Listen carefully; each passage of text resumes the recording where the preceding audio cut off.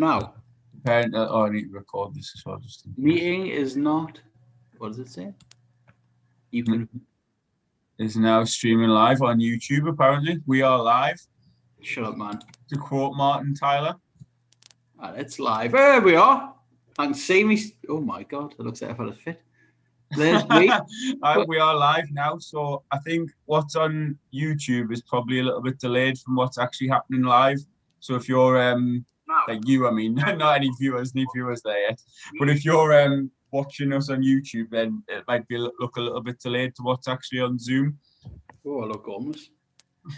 That's just you, I'm afraid. Like, I can't keep watching because I'll keep to see if anyone's watching. Who's the two watching, me and you? Well, I imagine so. I'm just going down to the chat there so I can see the chat. So if anyone does actually say anything, I can see what's going on. But right, we are live. Welcome to the first ever live BBB, I don't know, podcast, live stream, YouTube, whatever the kids call it these days. We are here. Thought we'd mix it up a little bit, change the game, as the catchphrase seems to be in boxing this week. Oh, please, can I tweet that? I tweeted something similar, saying that you could say we're changing the game. Was it game changed? Something like that. Yeah, we are. Been a while anyway, mate. Seems like ages since I've spoken to you. It has, man. It has. Typical us two, I guess. Where we have periods where we switch off for a bit, and just take a bit of downtime and a bit of time out. And I must admit, through the Euros, I was just, immersed in that tournament and. Yeah, took a bit of time off and got in box. There was no happening anyway, was there, really, fight-wise? Do you know what I mean? I think, I thought about that when I was talking to you about doing this, and I was thinking, right, what have we missed? What can we catch up on? The main crux of it's going to be looking ahead to this weekend. And is it the Benn card? Is he still headlining technically, or is it now Kanju and Lee Wood? I still think it's Ben. Like I think that was named as like co-chief main support or whatever they want to call it. Yeah. But, to be honest, a decent card, one I'm looking forward to getting my teeth into. Apart from that, like in terms of actual boxing, I know there was a Frank Warren card a couple of weeks ago. I still haven't watched, to be honest. I've seen bits of it, seen highlights. And a lot of it's the same sort of thing of waiting for the big fights to get named and get confirmed. Like Joshua Usyk is official now. That's, again, something we can talk about a little nearer the time. We discussed tonight as well. Yeah. Fury Wilder. Joe Joyce on Saturday just gone, but that was the one I was referring to. So like, he's, I think, just doing everything he can at the moment to get himself in that mix with the top heavyweights. He's not quite in that bracket yet, but depending on what happens with the results of Joshua Usyk, Fury Wilder, belts could end up being scattered, being spread about a little bit, and Joyce is in as good a position as anyone at the moment. I think the momentum he's built. Oh, absolutely. Dropping a little juggernaut pun in there unintentionally, but like he's beaten some decent names. And I think if you look at like Dillian White's wins, for example, there's not a world apart between what like Joyce has achieved in fewer fights, even though he's sort of the older man and more experienced overall in boxing. He's putting himself in a very good position that like could be a mandatory, could be in that bracket where he's going to be next if the belts get scattered, or if one of the champions is looking for some sort of like another mandatory or whatever happens, really. Yeah, absolutely. No, he is. He's at that point now for me where there's no point in like sort of picking him apart and pointing out his flaws, and of which there is some. He's just effective at what he does, and like. Those weird flaws are also sort of like strengths. Like the lad can take a shot and he punches through some mad angles, and he's just got his all-around weird style, but it works and it's effective. And the bloke's got some head on him and some chin on him, and like he's almost slow but fast at the same time. He's just a mad fighter to watch. But you know what I mean? It's working, and he can. Those two decent wins on the bounce there. All right, it's not peak Takam anymore, I don't think, and looks pretty old in there now, even compared to the man that like AJ fought in that. But it's a name, do you know what I mean? And there's get a lot of that in the heavyweight division, don't you? Like getting the names on the record, and it's not a bad win. And following on from Dubois as well, and he's just strangely effective. And I think everyone seems to like him. Do you know what I mean? He's not the most naturally gifted talker, but when he talks, you do listen, and he's just fun. I don't know how far this journey can go, but he's being guided well by Sam Jones and Frank and all that team, and it's strangely effective is the way I would describe him at what he does. He's good at what he does. Do you think part of his appeal is that he's not being pushed and hyped as this like world beater? So everyone's sort of familiar with him from the Olympics and know of him and know that he's a talent. And I think because he's turned pro so late, is he what, 33 now, 34? He's around about that age. I'm going off the top of my head completely there, but like they're not messing about, they're not wasting time. Like he made his debut against, was it Ian Lewis or whatever, like, you know, a decent level, and he's had some easy touches, some soft touches, but every fight he's had, he's just passing, he's just ticking them off, as you say, these sort of names that, yeah, they're faded, they're not necessarily designed to challenge him. Like he's not gone into any fight, with the exception of Dubois, where he's being the underdog, where he's expected to lose necessarily. But even that one, they were so supremely confident that he had what was needed to beat Dubois.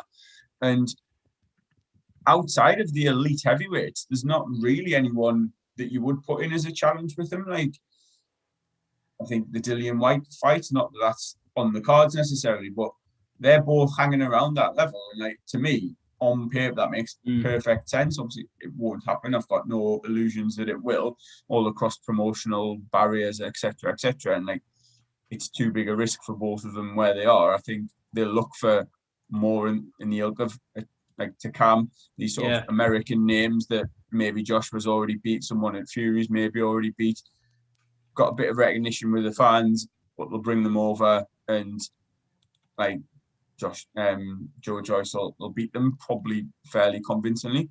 You make a good point. That's like you say there though. Like if you look down his record and you mention them sort of, do you call them fringe challengers or names that were names maybe 5 years ago or something? You know, there's Brian Jennings on there, Stavern's on that record now, Takam. Do you know what I mean? And like, you know, they're fringe names, I guess now. You know, and like former champions, former challengers, of course, but like, you know, they look decent on a record, and he's been carefully put along. But you know, the Dubois fight was so it depends who you spoke to before that. You know, he was the underdog for that. Joe Joyce. Dubois was the young wrecking machine, wasn't he? The knockout artist, and he won that. And you know, I think as probably time goes on, and I'm sure Dubois will get back to winning ways, and well has done, but will continue it. And maybe as more time goes on, the more impressive that win may well look. Do you know what I mean? And I think that was the fight where, you know, I called it wrong. You called it right. I remember at the time I called it wrong, obviously. I was waiting to get that one in there.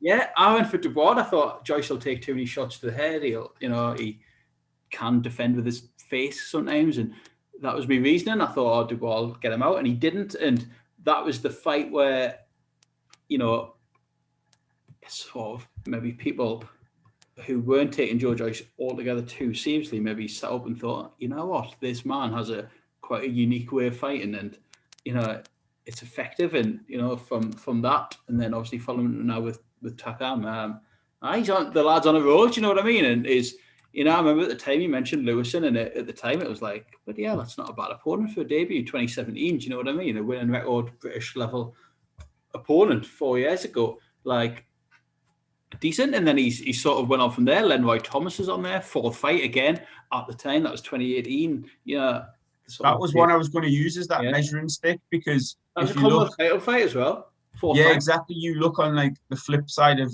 Lenroy Thomas, you can't mention him without mentioning Dave Allen, and that was sort of the fight where it was like, Dave Allen, like, you know, he's talked his way into that level of a fight, like a Commonwealth title fight, and this is his chance to really back it up. And based on that performance, you thought, actually, Lenroy Thomas is potentially that level above. He's boxed, he's moved, he showed another side. And Joyce then went in and dismantled him the way you'd expect an elite level prospect to go and do.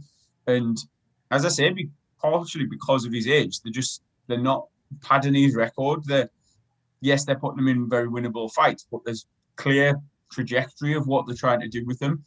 And I've just been tweeting there that we're on live, and just had a look on Twitter, and Shane Watson of S-Jam Promotions has basically just said, isn't it funny how before Joe Joyce fought Dubois, everyone was saying how he'd iced Joe within 3 rounds, and now they're saying he beat a young novice. Like, you can't win sometimes. Yeah. And like, I've just replied, because I was like, that's exactly what we're saying. You know what I mean? It's just that thing of like, it's total hindsight in it with boxing and the way it goes. Like, you've got, and like Joyce there, as you say, he's been one fight years in as the underdog, and suddenly it's like, oh well, it's too early for Dubois. And there's that very much, I don't want to go down the A side, B side route, but that home fighter advantage of that's how it's now being spun. And I think if you look at, we just talking there about like Yard and Lyndon Arthur in the rematch, like if that fight wasn't, if it didn't go the way it was going, if Yard had got that nod, would we be seeing a rematch there? It's very much the A side, B side split, and like the preferential treatment, shall we say? Oh, it really is. Certain fighters seem to get. It'd be interesting what he does do next. Is he going to hedge his bets and just wait and see what happens with the belts and what happens with Joshua Usyk, or will he keep taking some similar level like fights in the meantime? You know, you'd assume he'd get at least one more in this year, wouldn't you?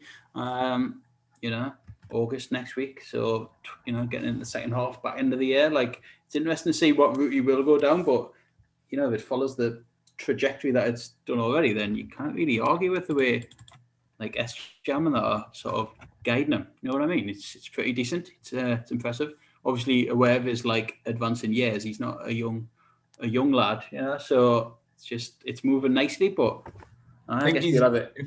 If I'm right with the like following the Dubois win, he's very highly ranked with the WBO. There was obviously talk of him fighting Usyk before Usyk's got the Joshua fight. So think there is talk of the winner there, but again, as fans, you're sort of hoping for this all the belts unification. Fury Wilder winner, hopefully Fury, Joshua Usyk. Hopefully Joshua gets that biggest fight to be made in heavyweight boxing. Hopefully gets pushed over the line eventually. But from a Joe Joyce point of view, he hasn't got that sentiment. He wants to get in there and get his belt. Yeah, it's true. I think we'll know, as you say there, like we'll know more about heavyweight picture, I guess, after these fights, if they both happen, Joshua Usyk and Wilder Fury 3, Joshua Usyk September, Wilder Fury 3 October, then I think hopefully by the end of the year we'll know. You know what I mean? It could flip on its head. That's the mad thing. You could be having a Wilder and Usyk as your champions, you know, and it could just be, you could, you know, there's a lot of that would be typical though, wouldn't it? Like absolutely typical of British boxing shooting itself in the foot. You've got like Fury, Joshua apparently on a plate there to be made, whether it was in the UK or in Saudi or whatever. But like we can go in circles over and over about that. I don't hate whatever you want to call them, stand-in fights or whatever you want to call them, or whatever they are. If bridging fights between Joshua Fury, whatever, I don't know, but I don't hate either of them. Like, all right, while Fury 2 was conclusive, and but again, I don't hate it, and I think I don't know why. I'm not a huge hater of that fight because I think Wilder is still basically a top, at least easily top 4, top 5 heavyweight in the world, and it's like, you know, it's not like he's fighting a complete pudding, is it? I do expect Fury to win it again, but just don't know, do you? And Usyk, I know you're a huge fan and always have been. You know, outstanding cruiserweight, outstanding amateur. Like, he's not exactly a fucking idiot, is he? You know what I mean? Like, he's an unbelievable fighter, and you know, I'm sure we'll cover that close at the time. I think you've got your predictions out there already for it, and huge talent. So men fight, like, but it's not the fight we all want. No, it's not, and I think that's the problem. And I'm guilty of getting a little bit bogged down with that in the past. So I have been definitely like, you look at like Spence Crawford, for example, at welterweight. That's the equivalent in that it's consensus or general opinion 1 and 2 fighters in the world not fighting each other. So there's always going to be that little tinge of disappointment. But you've got 2 very, very good substitutes, 2 very, very good fights out of it. Whereas it doesn't have the wider appeal of a Fury Joshua clash or like the build up, everything that goes with it, all of that. But then you've still got an Anthony Joshua event against a very credible opponent like us. I think Usyk's going to cause him all sorts of problems and arguably be harder for him than anyone not called Tyson Fury, like Dillian White, talking about Joe Joyce earlier, even Wilder. Like, I think Usyk will pose a lot of different problems, shall we say? But yeah, we'll do a bit more in depth preview of that in a few weeks' time, probably. Absolutely. Shall we move on to an in-depth preview of the boxing coming up this week? As you're saying there, you're not going to hate. We're trying to be positive here, so I think this one is a genuinely easy show to be quite positive about. I think there's some good fights on the card, and it's one I'm looking forward to. No, I know it is. No, it's decent. It is. It feels like it's been a long time coming. First UK show on DAZN. Game changed. Anyway, couldn't resist, could you? You had to drop in a little. So if, like the Fight Disciples lads put some tweet out saying like, there's been some snide comments going around on Twitter, and I must admit I saw quite a few, and I found quite a few of them quite funny. I noticed them as well. At least a few of the old school, shall we say, like some of these members of the Written Boxing Fest always have a bit of an opinion on these things, which made us chuckle. Should we talk about that a little bit before we go into the actual fights this weekend? Yeah, sure. So for anyone watching, listening who's not familiar, what is it exactly that sort of happened this week that caused a little bit of an outcry? Are you familiar with it at all? I didn't have a clue about it until you messaged yesterday, and we were like, "Oh, have you seen what's this happening?" I thought it was just typical us. We'd missed the email, but alas, there was no email. This is where BBB realised we're totally out of the loop. And it seemed that there was a bit of a, shall we say, a soft launch, garden party, welcome party, whatever it was. DAZN and Matchroom media welcome party with different fighters there, media personalities, etc. So and then it seemed, from what I've noticed on Twitter, that it must have been one of the sort of prerequisites, maybe, or just guidelines that if you are going to tweet about it, can you please put the DAZN sort of slogan at the bottom of your tweets, which was "Game Changed." And there was a few notable like YouTube channels and different like media outlets and stuff that were doing that. And is it I guess it's a bit.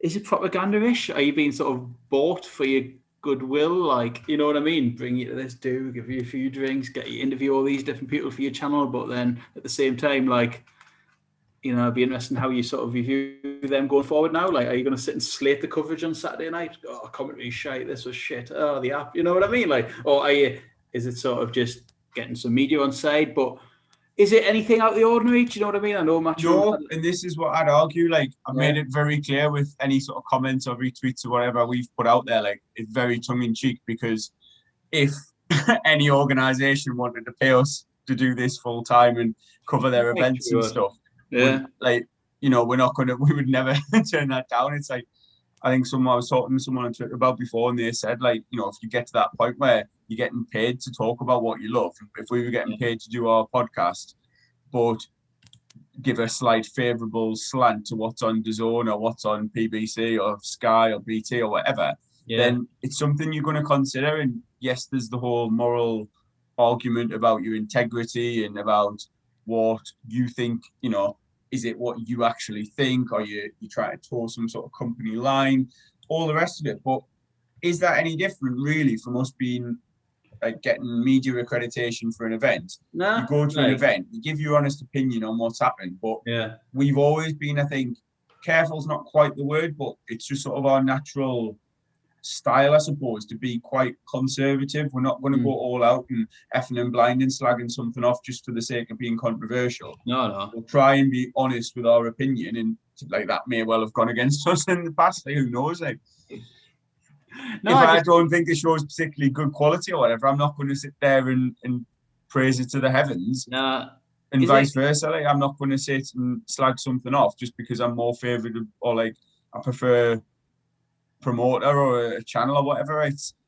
a little clever play. I don't think like DAZN for 1 second have sat down with these like Fight Disciples as an example and said, right, like, we're signing you to this contract. Like, yes, there'll be behaviour things and stuff in, but like if they're getting them on board because they like what they do and they cover different events on different platforms. From what I've read, they're still going to be doing the UFC stuff on BT Sports. Like, it's not that suddenly they're just going to be sort of cheerleaders, is the phrase, for DAZN. I don't think that's necessarily going to happen.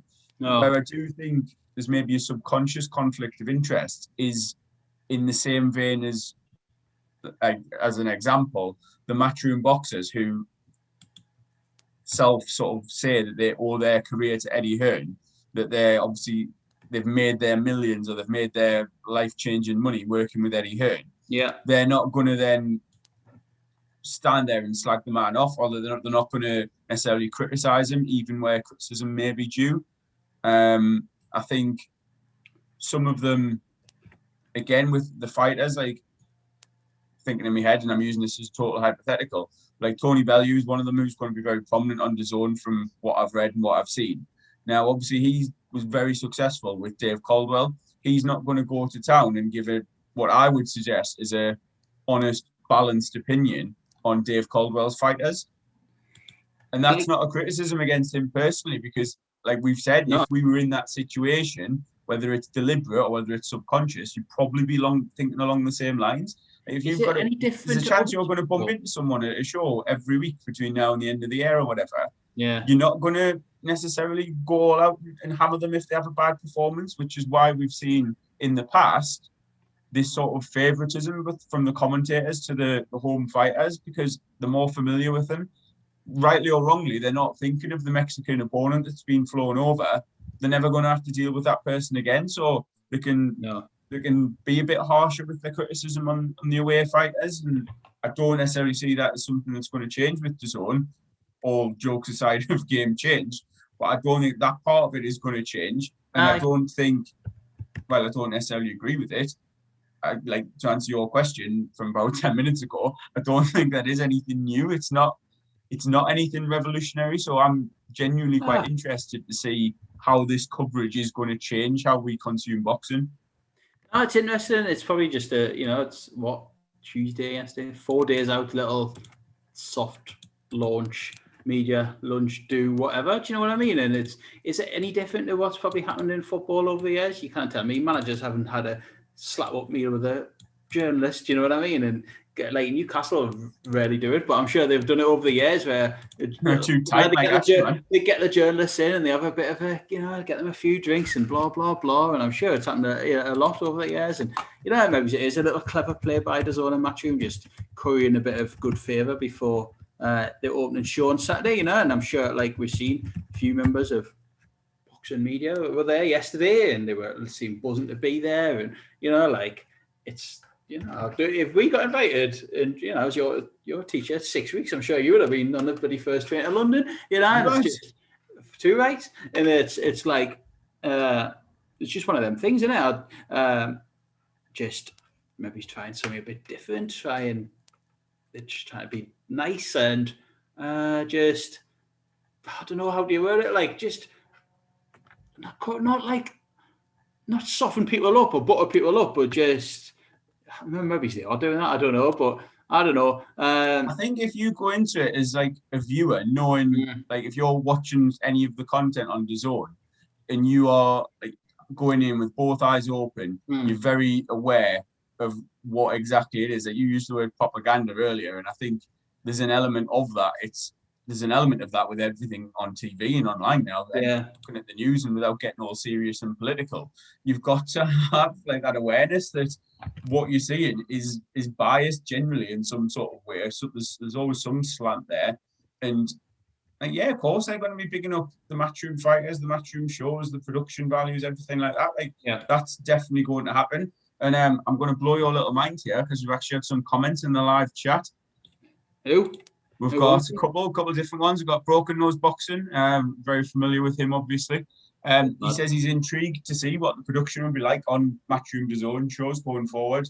Like, they've been promoting a lot, and he's capital letters about how it's game changed. And I think we've already discussed that a little bit, in that, is it game change? Is that the right slogan for it? Like, what is it going to be? Is it going to be more of the same with a bit more chintz, a bit more a few brighter lights, etc., or are they, do you think, maybe going to go down this sort of, for want of a better phrase, like this lad Bible type culture of These, like, you know, all these, I sound like a proper old man going on about this, but like, we've seen a few shows over the years on when like things like Dave and that have tried to get involved and dip the toe in boxing, where it's almost been like a bit of a concert. And I think Triller in the States are doing something similar.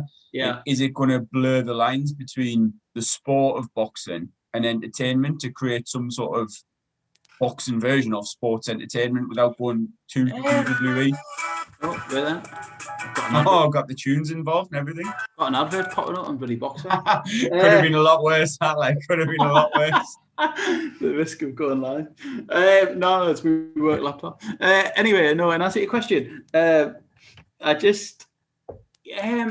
think production with Matchroom was one of the things that they've always been decent at, especially going to like live shows and that. There wasn't much wrong with that. They've nailed Sweet Caroline for about 4 years. They always had good light shows, and there's never been anything wrong with like production wise with them. I think Fight Camp is probably a decent launch pad for them. I think it's different.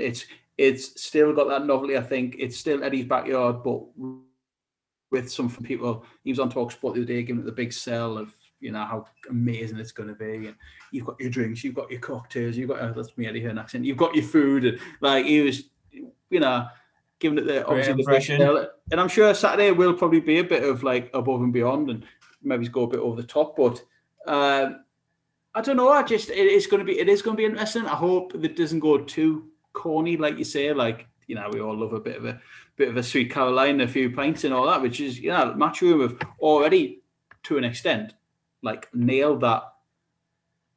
I'm on a night out. I'm at the boxing. You see them all, the Eddie Hearn lookalikes, the suit, the trousers. They're getting the birds all dolled up and that. Dolled up for the boxing. It is like a you wouldn't go to the football like that, but you can to boxing. Do you know what I mean? The only sport you would go like that to is probably the races, I guess. But it's that type of thing. Do you know what I mean? Which is interesting. You saying like Matchroom have pretty much captured that, because I agree with that. And that was one of the things that really caught my eye about this whole deal. And it was almost that Matchroom moving away from Sky, they would have the full say on the different like production side of things, that they could get it looking exactly how they want it. They can run it exactly how they want. And to me, there's a clear difference between what was on Sky and what was on BT, for example. And as an event, as boxing as a night out, I agree with what you said. Matchroom seemingly had it spot on. So I wonder what they're going to do to change, and obviously from their point of view, improve on that. And Chris from Broken Nose Boxing said, "Guess we'll find out on Saturday." Like, of course, yeah, that's pretty much, well, it's one of the bits I'm least interested in, if I'm honest. I'm looking forward to the boxing, but not too asked about what it all looks like. But I don't see it looking massively different from, well, the direct comparison from Fight Camp last year. Like, that was a bit of an event in itself last year. It I think set a little bit of a trend on its own, and we'll see how it turns out this time round. I thought Canelo Billy Joe Saunders was like outstanding. I know that was an outside stadium and it was 75,000 inside, whatever, 75,000 there. And I'm not expecting Granados to come out with a mariachi band. Like, I just mean that was just like, whoa, they've gone to town on that, and it was decent for DAZN that. And if that's your bag, then I'm sure it'll be fun. But I just think, like, it's something different for them to launch with, isn't it? Fight Camp. It's like, it's not just, hey, we're straight in at the Echo Arena. Do you know what I mean? It's got that. Yeah, and I think that does hold a bit of weight. That holds a bit of value in terms of like making it an event. I mean, the Canelo comparison, I would go back to like what we've described in the past as peak Matchroom, in that like you go back to Froch Groves too, Wembley, like that is the sort of stadium fight that you're looking at, comparing it with like the entrances, Groves come out on a bus. Like, you look at what I said earlier, like Anthony Joshua fight in itself is an event, especially at a stadium that's got like a new stadium with the Spurs one. Oh, that'll sell like so quickly. To tick off another box. So like that sort of thing, I think, again, I'll compare directly and probably compare very favourably to the Canelo Saunders absolutely marketing side of it and all the rest of it. But to me, again, really well. It sounds like massively like it sounds like I'm criticising them, but I'm actually praising Matchroom, because I'm saying like how good they've been at that sort of thing in the past. It's going to be really, I think it's going to split opinion on what they do with with the shows. Matchroom have always been better than the UK competitor. You squinting at the comments there. Yeah, I see it. I love it. Got a good nice little one from Dale there. I think he's referring to the bias and stuff. As long as you've got Del Boy 3 rounds up before the fight, said he'll line your pockets. Maybe that's where we're going wrong with our actual neutral scoring. No, I know what he's saying though, and there is those blurred lines, and you've seen it with IFL in the past. They have been like sponsored by MTK for years now, and they sort of, and they're proud to do that, and they'll display everywhere MTK and IFL TV with MTK, and it's there now probably at that like thing. Are you just a boxing interview channel, or are you then sort of like a mouthpiece? Are you used as some sort of like verbal mouthpiece for MTK fighters? You've seen it with like removal of interviews and like putting out pretty statements of Billy Joe Saunders or whatever, and taking down interviews that maybe didn't fit a certain narrative, and like strange. What I would say with them is, and I've always said this, is like, not that they need us defending them, but like with IFL, because it's MTK tend to work with all the promoters, with all the platforms, all the networks, so they're not fenced in. It's not like it's an extension of Matchroom TV. Obviously, Coogan's got a cracking relationship with Eddie Hearn, which like no doubt helps getting the exclusive interviews and like getting that access. Like, of course it helps. And if he was to slag off or to absolutely grill Eddie every time he interviewed him, then like how long would that last necessarily? Yeah, obviously up for debate. But I think their whole niche is what has basically sparked a wave of similar outlets, and I'd include us in that as well, like wanting to try and build that rapport and relationship with the fighters, and seeing the access they've gotten, the almost informal, friendly. I don't want to go down the route of saying like, oh, lads, banter and that sort of things. That's not what we're really about. But just like exactly like, but getting to know the fighters and stuff, and trying to get their stories out there, and rather than seeing them just as boxers, just in the ring. You get that little bit more insight. And obviously, if the boxers trust you, if they're friendly with you, they'll give you that little bit more.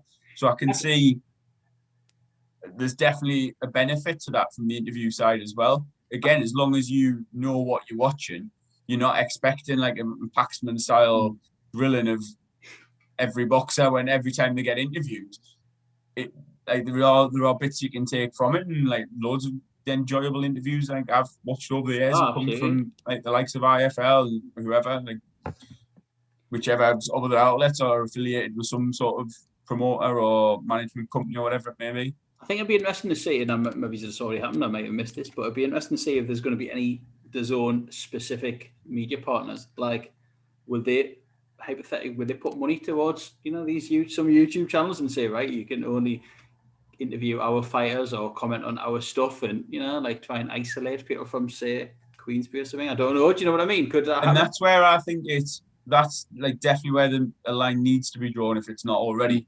But it also, I think that then gives outlets a lot more to think about, because you mentioned like the Fight Disciples example from earlier, like they categorically said that like they've been approached over the last few years by loads of, well, not loads, but by several different platforms, etc. Whereas this one of them was like, we want you just to continue basically as you are. Like it's not about just speaking with Matchroom fighters. Whether that plays out, that's something we're going to have to keep an eye on over the next few months, few years, however long it lasts. I know Frank Warren's done it before though. They had like media lunches in the BT Tower, didn't they? BT Sport, and meet all the fighters and all this and that. I'm sure it's now new, especially. I didn't get an invite to them either. No, I don't know if I think we might.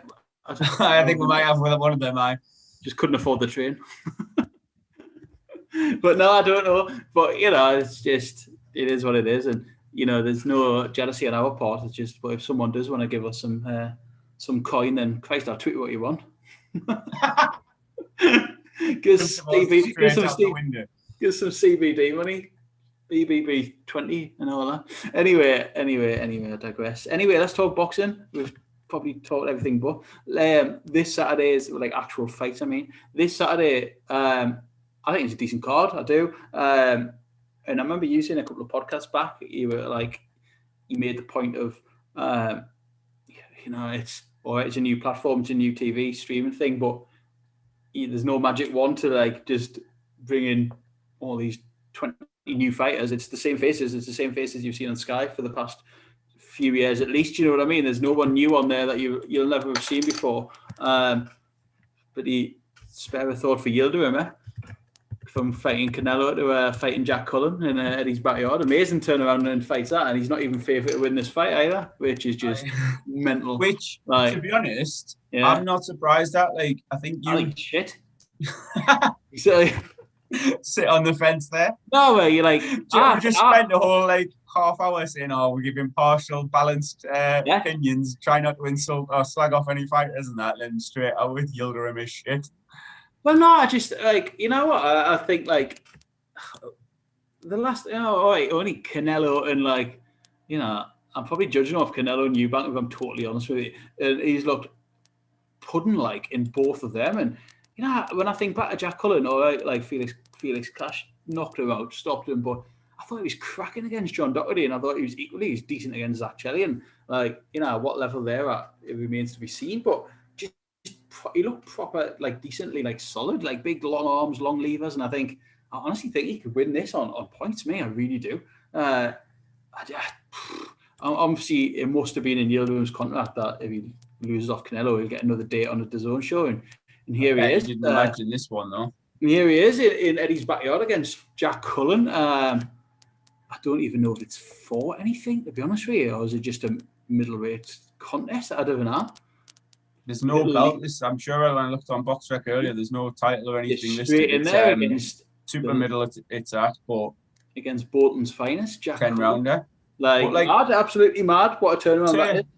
To like almost add a little bit to what you've just said there, like this is why when you're discussing boxing on social media, in particular on Twitter, where there's a limit to your characters and stuff, I absolutely loathe getting into like records and who guys have fought and what it means and all this, because you can't like on the surface, Yildirim has only lost to very, very good fighters like Eubank. Obviously, Canelo is the example there. Like, I think Durrell was his other loss. Like, you know what I mean? He's mixed a good company, but then you look at his wins and you're like, well, actually, like, who's he actually beaten? That sort of means he was even like why was he even in with Canelo? Like, how's he got that ranking so high with, was it the WBC or whoever it was? Like, who's he beaten? Like, is he levels above Jack Cullen? And the answer for me is no. Like, I don't think this is a fight. I'm not going to go as far as you did, but like, I don't think it's a fight that Cullen should be scared of. I think it's one where he can look and think, right, well, if I beat him,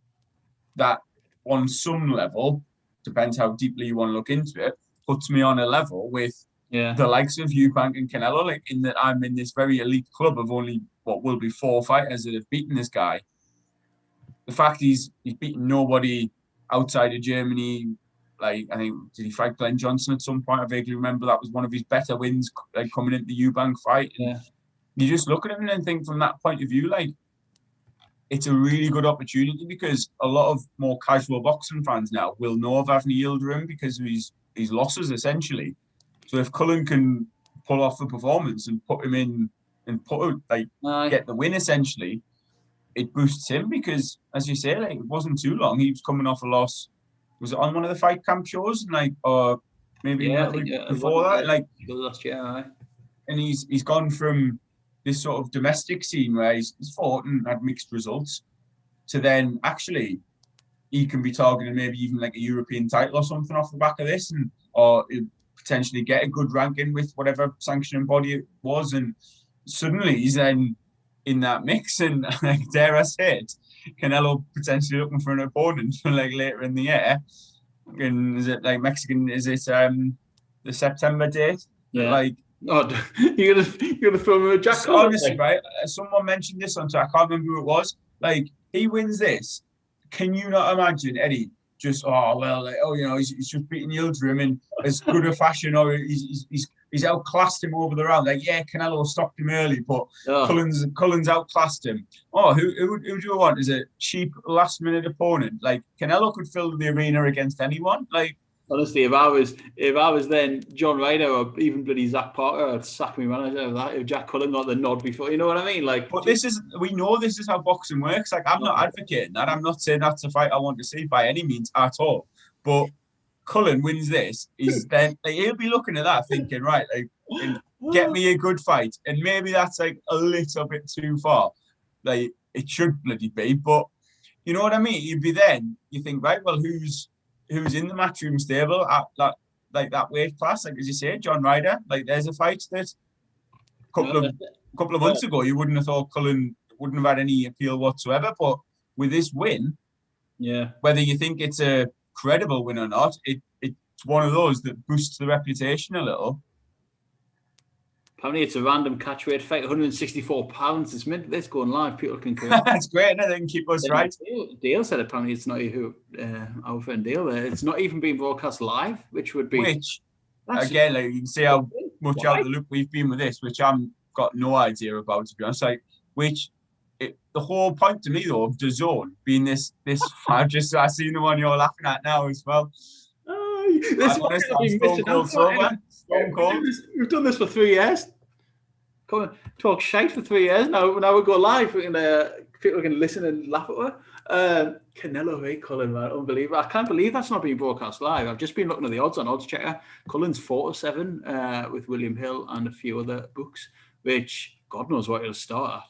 Yildirim's box is mental as well. Like, you know, absolutely. I got down that wormhole earlier. Like, Ryan Ford's on there, and like he beat Periban in Mexico, and it says like, but like Periban, like as an example, there we watched the girl beat him in Liverpool on like Bellew Cleverly undercard, and he smashed him, didn't he? And then like that's arguably again one of Yildirim's best wins. It just shows you exactly where he's at.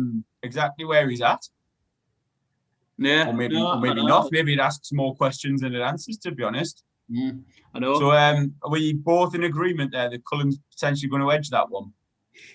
I think he'll beat Canelo on points. Yildirim. I do. I think he'll beat Yildirim on points. I do. I don't know if he did that deliberately or not. How much hunger Yildirim now? I don't know. Maybe there is levels, and maybe he's whatever Yildirim's done in the past, WBC, whatever, could be too good for Cullen. But honestly, now if I was having a bet on that, I'd take Cullen by decision. Like, so if anyone wants to lose their money, stick a $5 on that. But no. My bet's not broadcast when you've got a streaming channel, and I think Chris said there it could be on YouTube and that. It's like, well, just stick it on somewhere. Obviously, again, we keep talking about game not being changed necessarily. Like, they've done that before in Matchroom. I seen Matchroom have signed some deal with Facebook recently as well, so it would make sense, like either YouTube or Facebook, something like that. But I mean, that may potentially be sort of like a little bit of an advertising ploy, like get a few thousand or so watching that thing. Oh, brilliant, it's free right now. You've got to sign up to DAZN for £2 a month or whatever. Like, our affiliate link's still live. Yeah, it's still up and running. Yeah. Oh, I'll get that tweeted out before drop that in the chat. Game change gives a few. These two sitting watching can sign up.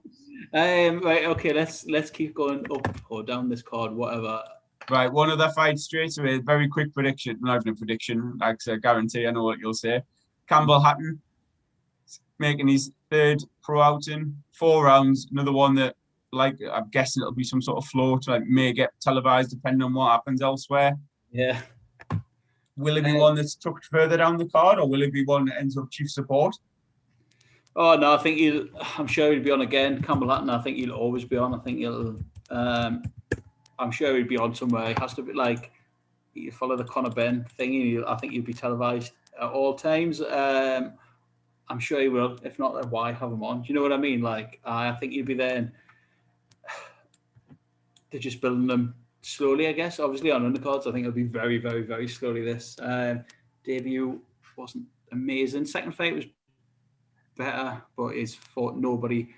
You know, I'm totally like that's what when I was asking there, it's just sort of half joking, like where do you think it'll end up on the card? Because in terms of the fight, like they're going to be taking things very, very slowly, and the obvious comparison is with Conor Benn in like the main event, like what he was when he turned pro. I think it'll be slower than that. Honestly, I think it'll be real slow. This like really slow. I do, because I think for all Benn's flaws, the one thing he clearly did have was power. He was taking guys out, even though he looked a bit raw and ragged doing it.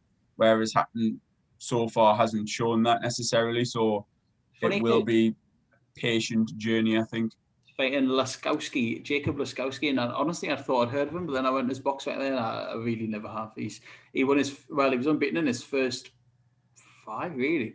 Gone downhill since then, hasn't it? He's lost his last 4, so basically, Yeah, well, I mean, how many times have we seen that? Someone's like started off as the home fighter winning and then made that switch to the away corner, and obviously the record doesn't look as flattering, does it?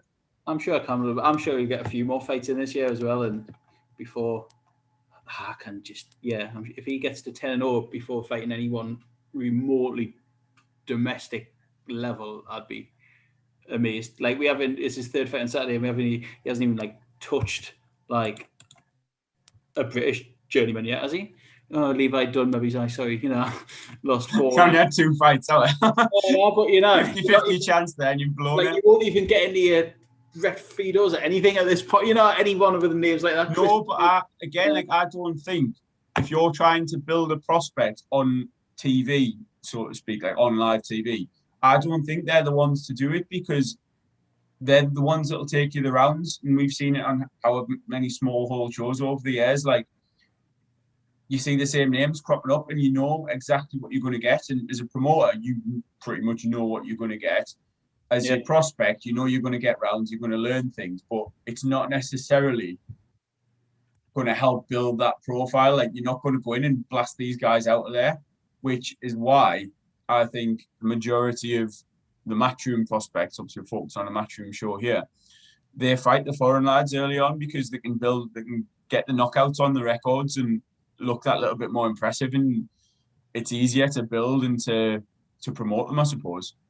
That's it. His first opponent, that's one of fight, as Chris has just pointed out, his 2 opponents so far have got like a 14 and having 1 in 14 fights combined. Not great, but slow journey, and I think that's all it'll be for a long time. He's a Benn, isn't he? 20. Yeah, exactly. Like, that's the thing. It's I think we've described him as like the double-sided sword, like, or whatever the phrase is. I'm really struggling, but like, you've got on one side, you've got the opportunities that his surname's getting him, and his ties that he's already got up with, previously had with Sky Sports to do with the family, etc. And obviously he's got the Matchroom deal. He's got that name value for her to promote.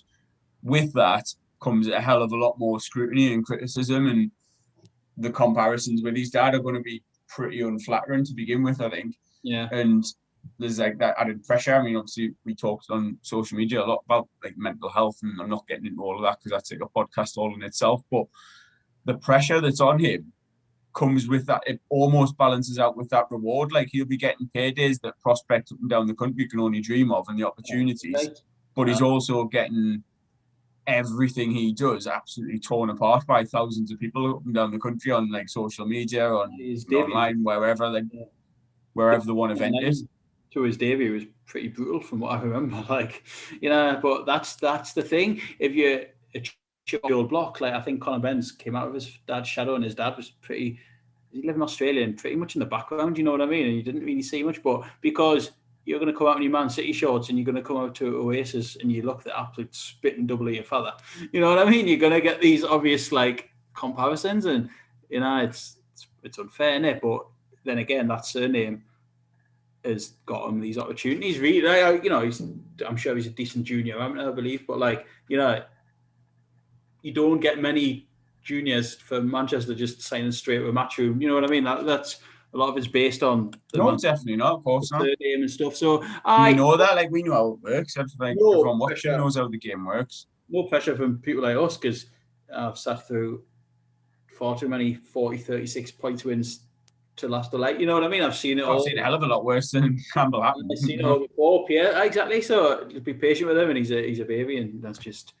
let's not expect too much too soon and see how he goes. Right, keep going. Hit me. Anthony Fowler, late replacement. Yeah, I was thinking about him before, Anthony Fowler. Like, I can't believe. Should he be worried? How many fights he's had since Scott Fitzgerald, and I think it seems to be like a really slow rebuild. And I honestly thought he'd had 2 or 3 since it, but when I checked before, he's had canny few. Like, you know, came back, he beat Brian Rose, fair enough. Harry Scott. I was there. Yeah. What show was that on? Should it? The one, it was Liverpool next to the Echo, wasn't the main bit. I think it might even have been a Next Gen. I don't know if it was named that, but it basically was that. Aye, right. Aye, God. Well, Lewis Ritson was on it. Aye, that was when they were building him and Davis. They both fought separate puddings. Oh, God, aye. Marek Iedria. Aye, God, remember that. See, there you go. Thomas knowledge. See, there is some knowledge on BBB Live. Guess who else was on? What do you mean, guess who else? There was loads on. No, like, name someone else that was on that card. Thomas Whittaker Hart. Yes, he was, but who else? I'll tell you who else. Huh? Kieran Farrell's son, brother, Nathan, was it? Only the future Canelo opponent, the Bolton meat cleaver himself, Jack Cullen. The little cleaver meat, little lever meat cleaver. I remember. Was that John Harden fight? Aye, English middleweight title. See, like, again, he looked really impressive. I'm not going to shift this, am I? Like, I'm not saying he should be anywhere near Canelo, like, at all. Marvin Hagler, Christ. Aye. But like, again, like, at that point, you thought, yeah, like, he's building some momentum, and he shifted some tickets as well. Like, you could see Hearn's eyes lighting up, listening to them, going, like, obviously chanting them on and, like, cheering them on and that. And you thought, okay, he's going to be one of these ticket sellers that gets his opportunity. And obviously with COVID and what have you, the whole no easy fights thing is definitely applied to him. He's ended up, as I say, in some really tough scraps. Anyway, sorry, going back to Fowler. Back to Anthony Fowler. He's fighting Rico Muller. I seen that. Have you been down Rico Muller's box rec? No, but I can do it now if you want. No, you're not. You're not allowed. I've got a question for you. Go on then. I'm not on it, I promise. Who was his last loss to? I'll give you 100 quid if you can honestly answer this without looking. There's not a chance. Yeah. Bearing in mind, he's fighting Fowler, who's like super welterweight, so like 154 is the championship limit. His last two fights have been at 157 pounds. This Muller in Germany, right? And before that, he lost a majority decision in Germany to someone. This is great live radio or whatever this is. Was it Josh Warrington? No. The featherweight. Remember Josh Warrington? No, was it off Abraham? Nah. Jeremiah's Nicolas Ponce. Oh, Ponce, wow. At 140 pounds though. So like 140 pounds he fought him. You know why I said Warrington? Because I remember Warrington boxing the German undercard, and it was the first person that came in my head. Remember when Matthew used to send a couple of fights? I thought it was mental that he went from like super welterweight to super lightweight. You're saying he should have been at featherweight. I don't even. I was just like, this is why I went down a little wormhole today when we said we were going live. I was just like, I'll have a look, see who he's fought. See if again, I'd never heard of him. The first I heard was Fowler yesterday or the day before, posting the thing of Muller's box rec, and I was like, when you're posting their box rec as like an announcement that you're fighting them, there's what is there to the record? Is he that good?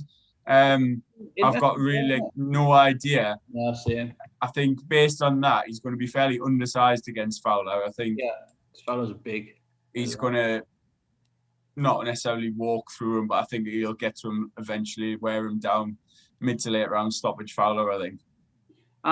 It's a funny one, isn't it? You know, obviously we're right in the middle of an Olympic cycle now, and you see that buzz about your McCormacks and all the GB fighters and stuff, and there was no one with it. Well, there was, but it was an outstanding amateur record like Fowler had, and turned over for quite a lot of fanfare and stuff. But for me, it just hasn't really happened, and I don't know, will his career just be defined as to whether he's going to get the Fitzgerald rematch at some point? I think that depends on what exactly he does. I think he's, from recent interviews and seeing him posting and stuff and bits I've seen and heard from him, he seems to be making his peace with it and almost accepting that it's not going to happen. I think he's got the option to really push on. He's obviously with Shane McGuigan now, don't know what necessarily happened with Caldwell that's caused him to change, but when you said about having the sort of more fights than you'd thought since the Fitzgerald loss, that you factor in the change of trainer into that as well, and there's always going to be a couple to dust the cobwebs off, so to speak. But I agree that he almost seems to have stagnated, and it's not necessarily at British level, because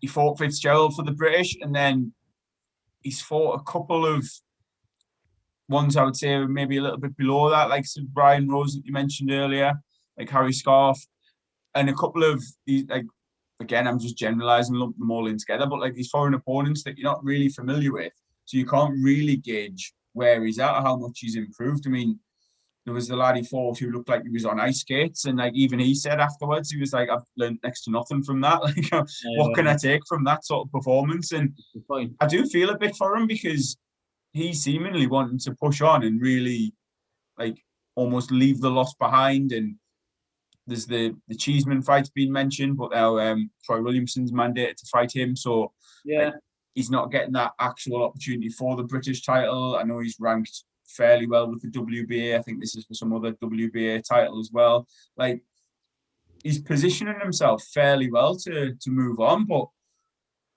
just by all reports and what we've seen on Twitter today, there's very strong rumours that he's if he should he come through this one, his next fight's going to be against fellow Scouser Liam Smith.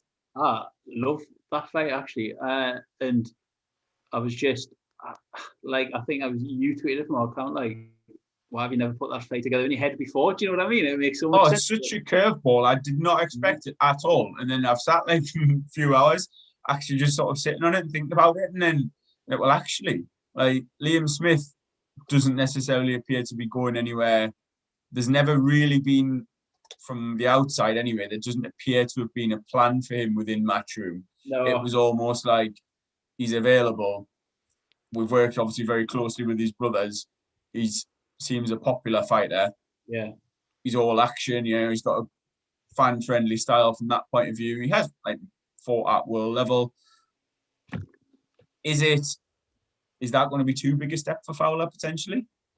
For his next fight? Former world champion Liam Smith, but I do know what he's saying. I think he's at that stage of his career now where he's only fought once within like 2 years or something, and he seemed, from what you've heard in Joe Gallagher interviews from like earlier in the year, last year, like he was massively like sort of pissed off. And I think he's at that stage now where he's in the sort of, let's take some risks. You know, he went out of Russia, didn't he, and like boxed very well by all accounts, lost on a unanimous decision. Like, I think he's 33 now. Like, you know, it's probably coming to his last few fights, and he Liam Smith, let's be honest. Yeah, like, but this is, I mentioned earlier, like, if he's going to get paid very handsomely to fight Fowler, I can definitely see it happening. And there's getting like a couple of rumours on social media that there's some sort of grudge across like inter-city rivalry between Fowler and the Smiths and stuff like that. Whether that's already the hype and the promotion kicking in, who knows? But like, if that's the case, it might be something that, you know, he wants to take. But I don't know whether it's going to be the sort of fight that'll generate the sort of money that he's maybe been used to. Maybe I'm overestimating what Liam Smith's earned for his last few fights. I honestly don't know. He, as I say, he appears to be that a little bit in limbo. So it's like, well, okay, this could potentially be a lucrative fight and therefore an attractive fight for him. But if he beats Fowler, there's not really anything gained from a reputational point of view. It doesn't really do anything to enhance his record. It's a decent win on there, but he's already like smashed Sam Eggington, didn't he? Like, beat him very, very convincingly. If he did similar to Fowler, it's like, okay, so we know he's above British level, but still at the age of 33, where exactly does he fit within the boxing landscape? And see, if he loses to Fowler, then it's like, well, where does he go there? Does that then put him as essentially a gatekeeper? And if he wants to keep fighting, he makes his money that way, and facing more up and coming prospects. Who knows? It's certainly intriguing. And I mentioned fan friendly describing Liam Smith. I think put him in with Fowler, and you've got almost a guaranteed warfare, haven't you? In Liverpool, to watch. In Liverpool as well with the crowd. I think that's a cracking like headline fight. I think that's a really good fight. But I just goes to show with Fowler, like as I said, like we're in the middle of the Olympics now, and not everyone's gonna reach those heights. Do you know what I mean? Like, maybe Fowler had quite an extensive amateur career, and like, is he? You know, if I asked you if you ask me now, is Fowler going to be a world champion in the floors? I would say probably no, unless he gets a really decent, manageable route. I think he's some distance behind what we've seen the other week from Charlo and Castano and that. Do you know what I mean? I just think, I don't know, I'm just never hugely convinced like by him, and he's never really left domestic level behind. You know what I mean? Fitzgerald beat him, and rebuilt with an old Brian Rose, Harry Scarp, and Adam Harper. It's a bit, he's British level at best at the minute. That's brutal. That but it's true. Do you know what I mean? It just that maybe it's a hold. Or people hold GB fighters to sort of higher standards when they turn over, and you expect them all to be absolutely oh my god, wow. And some of them are, but some of them aren't. You know what I mean? Look at Josh Kelly; he's sort of floundering at this point. And yeah, I think if you compare, again, whether fair or not, the comparison to make, and the one a lot of people will make, is with the fellow Rio 2016 Olympians, and you can split them almost directly into ones that you think that they've gone on, and some obviously like Akoli, world champion. Yeah. Buatsi, another one who's sort of a lot of hype, and you think, well, will he go on and be a world champion? A few fights ago, you probably said yes. He seemed another one seems to have stagnated a little bit. And maybe it is unfair to think they're Olympians, they're Team GB, they're elite amateurs, therefore they're going to be world champions. If they go on and get to European level, they've still had a fairly decent pro career, but they maybe get surpassed by others that you don't necessarily think when they've turned over that they're going to hit those heights. I know that's it's fair. It is fair. And we had a discussion about Joe Cordino as another example. This between between the two, whether they elite talents like Cordino, very very skillful. Will he go on and become a world champion? It's still very much up in the air. Absolutely, I know it is. It's interesting, and obviously we'll go through all again, I guess, when with the McCormacks and others. But I was just surprised when I looked at Fowler's box earlier, and do you think though? Then if we go, I just got a very funny message from someone in Northeast Boxing, but I'll wow! There's a little nugget that is definitely not getting shared. No, it's not, because I'll send you and see what you think. Anyway, but forget that. What else was I saying there? God, it's threw us off course. That Fowler.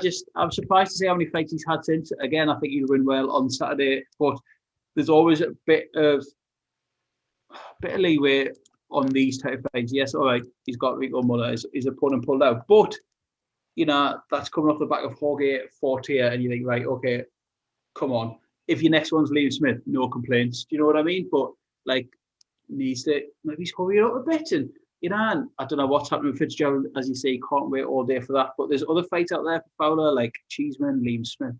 So it's a decent division that. Troy Williamson's kicking about. I think he's mandated for Cheeseman and stuff. So it's a decent domestic division that, really good. So no shortage of fights out there for him. Hopefully, he gets going again after this. Okay, and then moving up through the cards, we've got Tommy McCarthy against Chris Billum-Smith. This would probably be my fight of the card, one I'm definitely looking forward to watching the most. We've got the European, Commonwealth, and British cruiserweight titles all on the line. Two fighters that both experienced losses, they both performed at a decent level, and I imagine they're both going to be going into this one very confident of doing the business. Seen McCarthy recently, little snap on, I think, Matchroom Media, saying that it's about levels, and he's going to show that he's levels above Billum-Smith.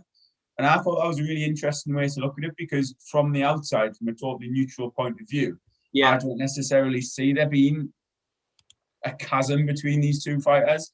I think it's a very, very close fight, and I'd be interested to get your thoughts on it, and if you've looked at the odds, etc. I think Billum-Smith's the favourite, I think.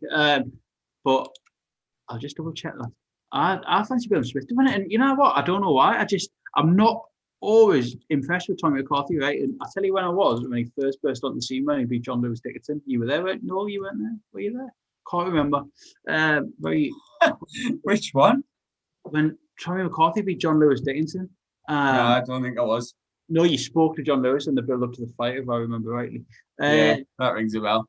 But you know, that was a long time ago. It was 2016 now, and I thought, he looked really good. He sort of boxed John Lewis's lugs off that night, but then lost to Matty Askin after that. And I don't know, obviously Riakpo like properly chinned him, and I've never been a huge fan. I almost find him like he took that Matchroom Italy route of rebuilding and won a couple of fights over there. And I don't know, I always think he looks at maybe he's a bit heavy breathing and a bit maybe slow at times. And I don't know, I just fancy Billum Smith. I thought like. Do you know, I think that, sorry to interrupt there, like McCarthy's a victim of what is essentially a very decent domestic scene at cruiserweight. Like, it is, there's a lot of decent names in there. Like obviously Matty Askin, like had some success for a while. Like McCarthy's, as you say, rebuilt himself. Like Corley blitzed his way through, not necessarily impressing everyone, but worked his way through that on route to his world title. Like Billum Smith again is another one who's maybe a little unproven. He's at that prospect stage still, even after 13 fights or so. But they're all in these fights where if you put them in fights against each other several times, they're probably all going to beat each other maybe a couple of times. And you could argue the same. We just talked about Fowler down at super welterweight. There's a similar scene there that you maybe judge them a little harshly when they've lost, but actually the losses aren't the end of the world, and that they're still both here now, like competing for the European title and the other titles that I mentioned. That's it, you know. Well, that's it. I just like Riakpo's beat them both. Do you know what I mean? And like he looks decent. I don't know. I fancy Billum Smith. Billum Smith's 3-1 on, which I probably wouldn't take him outright win at that place, like to be honest with you. But don't know. I just do. I think I thought he looked good last time. Well, when I last seen him, it was against Nathan Thorley, who, to be fair, wasn't the biggest. I remember at the weight, but and I think the win over Craig Glover is a decent win as well. I think he's a pretty decent fighter, Craig Glover, to be honest with you, or was anyway, a good couple of years back. And I do fancy Billum Smith. I think he looks big and strong and decent. That's where I would go. But McCarthy's got a good skill set. He really has. But I don't know. I just worry that he can sometimes take a bit of time off. And I don't know if he's got images of him in my head. Maybe he's like a bit huffing and puffing and a bit, I can get a bit lazy and a bit lazy. So I do fancy Billum Smith, but good fight. Like, love how you're trying to find a more generous way of saying lazy, and then you're just lazy. That's all I can think of. British, Commonwealth, European, like, and you can't argue with that on the telly. Do you know what I mean? Or on DAZN, whatever. Like that's exactly it. Like you can, as I say, you can make a case for both fighters. I think we're both siding with Billum Smith, but you've got again, it's not exactly a 50-50, but it's a very competitive fight, and the more of those, the merrier, from my point of view. We've got a fighter from the Northeast that's trying to make a live comment on the chat, and he can't see to do that. So I don't know why. Is he not signed in? Got no idea. I can't see who's live until the comment. Get him on, shouldn't we? Get him on live. Get him on Zoom. All right, drop a link. How do you do that? Just message me. You've got the link in your messenger. Right. Anyway, while we're waiting for Stephen to sort that out, potentially, which fight do you want to talk about next? Which fight do I want to talk about next? I think before we go on to the chief support in the main event, there is another fight on the card that we haven't discussed, and I'm not sure where it's going to fall. Again, maybe a float, but we've got Sandy Ryan making her debut against Kirsty Bavington. And I think, while we praised Fight Camp and the whole format of it last time, one of the main reasons it was so successful and one of the benefits of it was just how much light it shone on women's boxing. And hopefully this is going to be the case again with Sandy making a debut. I know she's a very popular fighter and obviously has got boxing in the blood, and be very interesting from our point of view to see just what she's got and how good she is. And I'm looking at your phone there, trying to sort stuff out. You keep telling me about Sandy Ryan and see what you think. Well, again, I know very little, me. Same, to be totally honest, but I'm just saying, from what Fight Camp did last time with the sort of the Natasha Jonas fight, the Terry Harper fight, obviously Katie Taylor, it was one of those where I think a lot of fans started to get converted to actually accepting female boxing and women's boxing in general, because it showed that there can be a lot of entertaining fights. And if you're a woman now looking to turn pro, there's arguably not been a better time to do so, like ever, in terms of boxing, especially with Matchroom and the amount of fights they're putting on. Yes, agreed. Matchroom have always been good for women's boxing. To be honest, they've led from the front, haven't they? With that, we touch on it a lot. Like the talent pool's never the biggest, is it? Do you know what I mean? But you know, it's they've always been at the forefront of it, and there's some good, really good women fighters out there. Some that rub people up the wrong way, but some real class acts and real good fighters as well. A couple from the northeast. So, and interesting again, like the lack of the depth and talent is often used as a stick to beat the sport with, or beat that side of the sport with. But I would flip that on its head. And what also happens then is that if you are a fighter with a bit of ability, you can move through the ranks quite quickly, and you're suddenly in very meaningful fights, which you can debate, again, the credibility of Shannon Courtney, for example, being a world champion. But it allows fighters to go through, and there isn't necessarily that padding of records. Like a lot earlier than the men's game, I would argue that the fighters are put in meaningful fights, even if it's the equivalent of an area or domestic level. They're suddenly in 50-50 fights. You don't get that amount of time to pad your record and to learn the ropes. You might have one or two fights, and suddenly you're in a really tough fight, and there's a belt on the line potentially. There's an interesting one. Will she be televised? I'm assuming she will for a pro debut. Well, that's what I was saying earlier. I'm not sure where it'll fall on the card, whether it'll be a float, whether it'll be part of the pre-broadcast. A few people in the chat mentioning earlier, potentially on YouTube, Facebook, something like that. So again, I'm not really sure. I haven't seen a running order or anything set out in stone yet. Right. What else we got on there? The main event and chief support with I'd like to say a rattle through, but it's taken us quite a while. But we'll go on to these ones. So pick one. Which one do you want to start with? I'd like you, for someone that used to live in China, to tell me about Zhu Can. What do you know about this fella, and how good is he? Is he the real deal? Will he be too good for Leigh Wood? What do you think? A few questions, chuck that one very quickly. I think it depends what you mean by the real deal. I think he's probably going to be too much for Leigh Wood, just based on that's more of what I've seen of Wood, to be honest, and like very skillful boxer at a certain level. If Kanju is anywhere near what people perceive him to be, he's going to show that he's a level above. I think the fight for him was, or the fight to be made for him was the Josh Warrington fight. It was going to be a real mesh of styles, in an interesting one in that you'd have two very, very aggressive come forward fighters with not a lot of knockouts between them. So probably something that would have lasted 12 rounds, but been absolutely ferocious and fought at a hell of a tempo.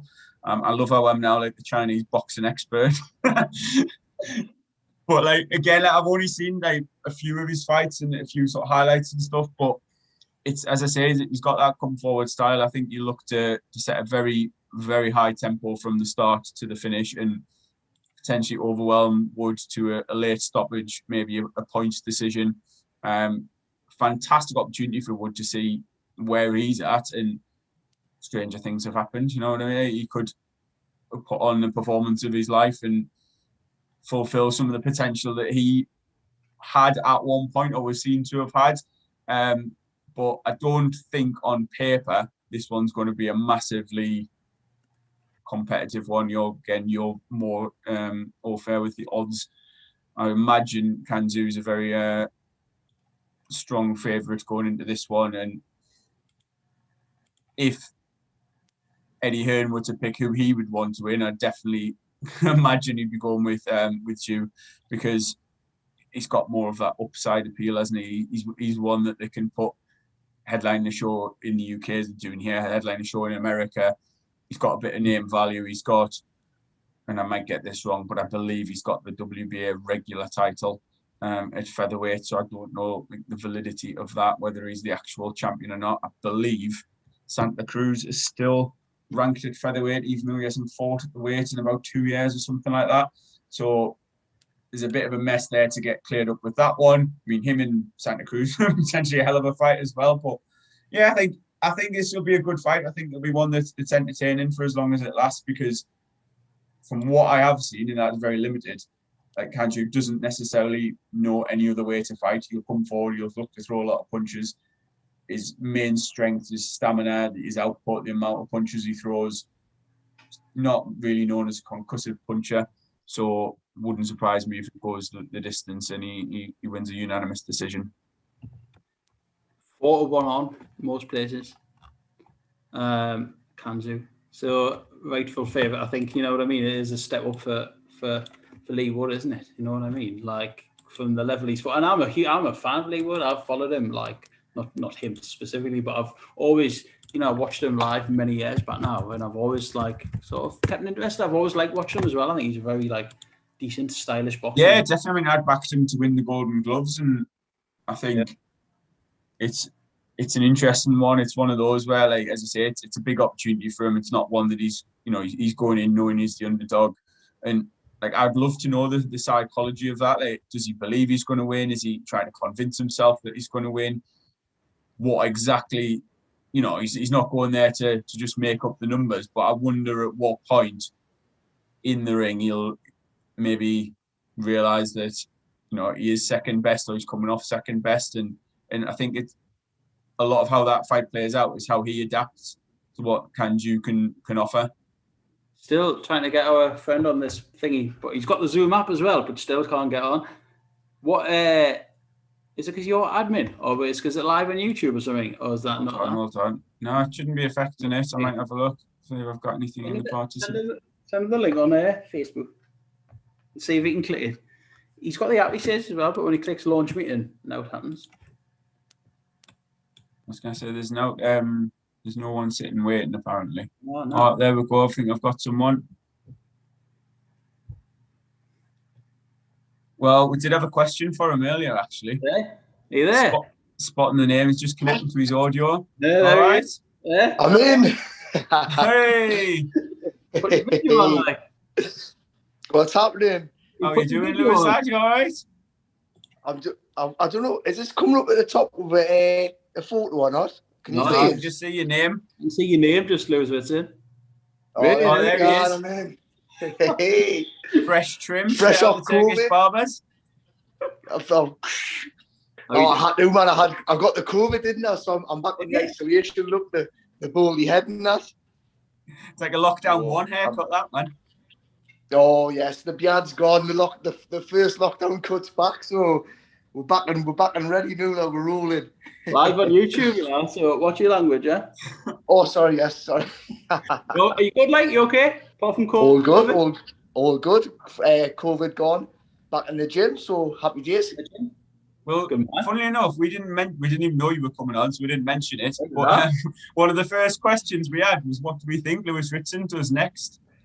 To be fair, since even after the last fight, we've got people who've never been in so high demand. To be fair, obviously I can't say too much, but Sky, Channel 5, we've had quite a few offers on the table, and we're just seeing which one's the best, really, and we're gonna go from there.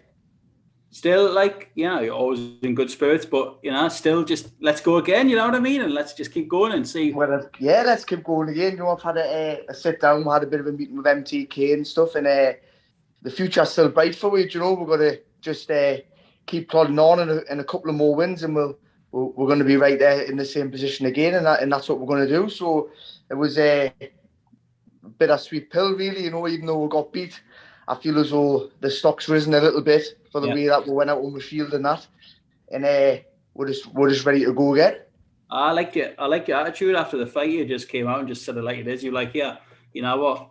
I've rolled the dice. I've given it a go. And like, if I'm fell short from world level, so be it. You know, but I'll keep going. No, yeah. Well, listen, you know, you need to look at the record, and ever since we won the British title, like every fight's been a step up. Apart from the little the warm up one that I had in Liverpool for Robbie Davis, everyone's been a step up in class, and you know, we've done well, but you know, sadly, we might not make that final hurdle, but there's nothing wrong with that. You know, there's some very exciting fights still to make, and who knows if Ricky Burns, Anthony Crolla, they've all had lots of losses before they've eventually got there, and you know, hopefully that can be the same with us, and we'll eventually get there.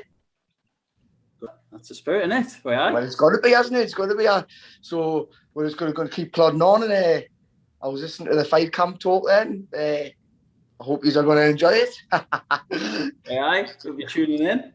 Oh, well, signed up for DAZN. Do you know what it is? I actually bought a ticket for the second week in fight camp, not realising that it was my daughter's birthday party. So I bought a fight camp ticket. That kind of go. Are you sort of the buffet out here? I've sorted the buffet now. So one job for that to do. You forgot what to do. Got a lot of crab sticks on the table, defrosting. Hey, some people love the crab sticks, man. They go down the treat, don't they? But no, so I bought the fight camp ticket. Now I can't go, so I'm going to try and flog it. You mean to actually go to Eddie's back garden type of crack? Or like... Yeah, but I bought one for my friend's very good mate of Jazza Dickens's family. Right. So he said, "Oh, do you want to go down and watch the fight with Galahad?" So I said, "Yeah."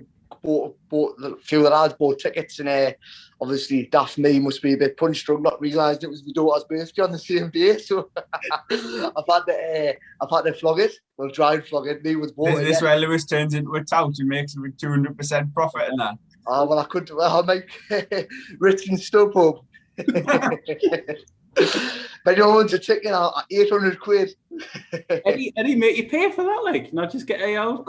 Yeah, you need freebies, yeah. Maybe if I won my last fight, I might have got it for now, but since I got beat, I've got to pay for it, like everybody else. Not going to keep it the rest of it. Has he spoke to you about like the other platforms and that offering you potential fights? Well, he to be fair, he didn't have to, but he messages saying, "Oh look, hard lines with a defeat and all that." You know, he gave us 3 or 4 names actually, to be fair, and he said, "Look, these are the fights that one used to be." And to be fair, yeah, I've been working with Eddie Hearn my last 12 fights. It is, so I would obviously love to stay with him and love to keep working with him, but it's whoever MTK, you know, like, I don't really get involved in that. That's to do with MTK and Jaffa, and they'll, whatever deal they think's the best, they'll go with. But obviously, preferably, I would like to stay with Matchroom, like to work with him on DAZN. You know, like he offers a few fights there, so I think it's in his plans to keep us there. Yeah. So we'll wait and see. But you still have that little graphic to post on all your socials as well, are you? You still got the little DAZN graphic ready to post on all your socials? Oh yeah, well listen, I've got them more. I had an invite for the DAZN party last night, but obviously we was just getting rid of COVID and just getting back into training. I couldn't really justify going to London. And at least you got one. Well, hey, I'm still checking the door. By only VIP get them. You know what I mean? I'm waiting for the postman, me. Right. So no, I've got the invite, but I didn't bother going down. But got to keep training. But yeah, I see how obviously Eddie Hearn give us some good names and some good fights in them names. But it just whoever gives us the best deal, really. And there was one fight that Hearn had mentioned, which I think would be massive for the North East. But I'll mention that to you. Obviously, thingy not on live in case out gets made of it. But no, there's some good exciting fights there, and we'll wait and see. I'm excited, even though we got beaten the last fight. I'm excited for the future still, and I think it's if some of the fights that you mentioned come up, yeah, there'll be some barnstormers. It was good to read that, because when I spoke to you last in the gym, and I was like, I don't know, I was wondering, because you live you've got a good little life, you've got your daughter on the way, settled, and I just thought, I wonder, will he come back, or will he just think, sod it, you know what I mean? Yeah, well, do you know, it's like, it's one of them when you have got a good life and then you get beat like that. Some people, but I'm 27. I haven't took really much stick in my career, apart from the last fight where But there's loads to offer, and even the thought of going back to lightweight, on the Wednesday of the Ponce fight, we were 9 stone 13 on the Wednesday, and still drinking 2 litres a day, still eating, and obviously we were checking the weight every day and that, but it was coming down, and you know, it's only like £4, and you were still drinking a couple of litres of water. So even the thought of making lightweights back on the scene. So we need to wait and see what happens. But yeah, I know what you're saying about the thingy, but no, it's got a few years left in us yet. The nose isn't flat enough yet to retire. It's getting there, but it's not that much.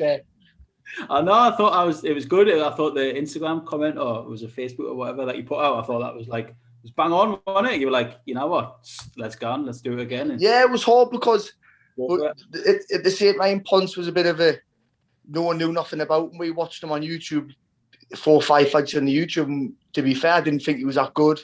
Didn't think he worked very hard. Didn't think he had a good work rate.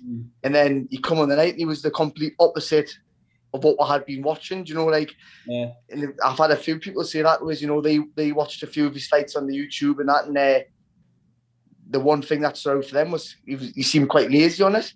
And then he was the complete opposite. He never stopped chucking punches all night, really. So, no, you know, we might have found like a bit of a gem that sadly we've had to fight and come off second best. So we don't know how far Ponce is going to go. So you never know. We could still be that level. And like I said before, Crawler, Burns, they've all had them where 7 or 8 losses, you know, in the career. So you know, we're not going to give up hope. But still exciting times.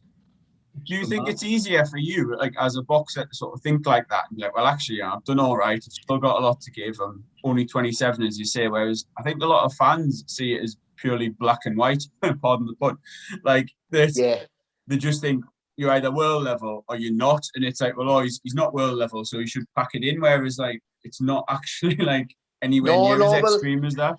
Yeah, no, I know you're right. And like, to be fair, we've never really had a fight like the Ponce fight before. We've had, like, you know, where we've been blasting the people out. Then we had the Robbie Davis fight where it went to 12 rounds, and the Vasquez was completely different. It wasn't like a hard fight. I just got my lungs boxed off. Is really, you know, like where you weren't having to go to the well. You know, like the stick into the fight where really we probably needed a couple of opponents like the Robbie Davis fight to get you ready for a fight like Ponce, where we've never had that. So even though we got beat, the experience is going to do us better than not having that, because we know what it's like now to be in that sort of fight. So I know what you're saying about the black and white, but that's just to the casual fans, really. Like the proper hardcore boxing fans know that you need to build yourself up to get there. So I know what you're saying, but at the same time, like the true boxing fans, they know what it's all about, don't they? So yeah, I mean, we've just said similar, like Stephen talking about Tommy McCarthy there. Like, there's no shame in him winning, you know, British, Commonwealth, European title.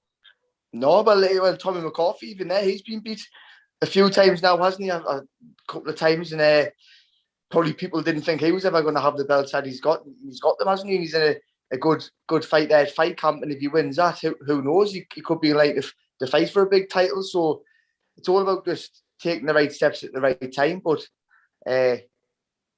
the Ponce fight, like going back, that's been like a valuable experience for us.